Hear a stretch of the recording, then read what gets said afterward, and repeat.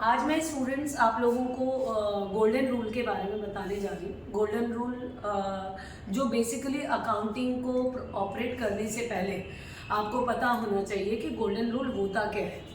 Golden rule में 3 concepts आते हैं, जिसके अंदर हम लोग अगर देखें तो एक आता है पर्सनल अकाउंट। मैं लिखना चाहूँगी गोल्डन रूल के कॉन्सेप्ट्स, जिसमें पहला आएगा पर्सनल अकाउंट, दूसरा आएगा रियल अकाउंट और तीसरा आएगा नॉमिनल अकाउंट।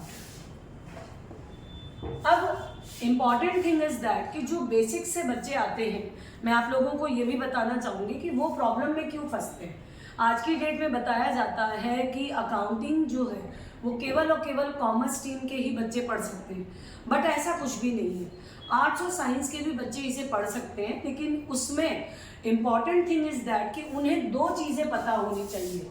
एक, ये जो 1956 एक्ट में पास किया गया एक कंपनी एक्ट, जिसके द्वारा इस रूल्स को बनाया गया, यानी कंपनी के अंदर अगर आप कोई भी ट्रांजैक्शन रिकॉर्ड करते हो, वॉट एवर वो डेबिट हो या क्रेडिट हो, तो रियल, नॉमिनल और पर्सनल अकाउंट के हिसाब से की जाती है।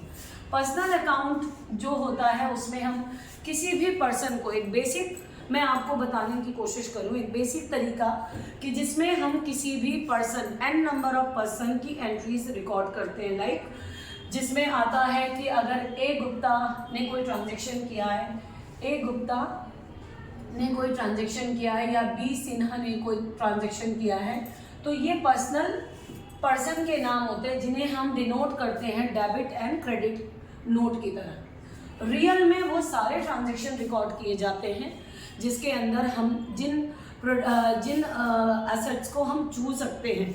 लाइक इसके अंदर अगर मैं आपसे बात करूं तो इसमें एसेट्स के रूप में आता है, जैसे मशीनरी ले लीजिए, और आप ले लीजिए मशीनरी ले सकते हो, फर्नीचर ले सकते हो, और बहुत कुछ आते हैं।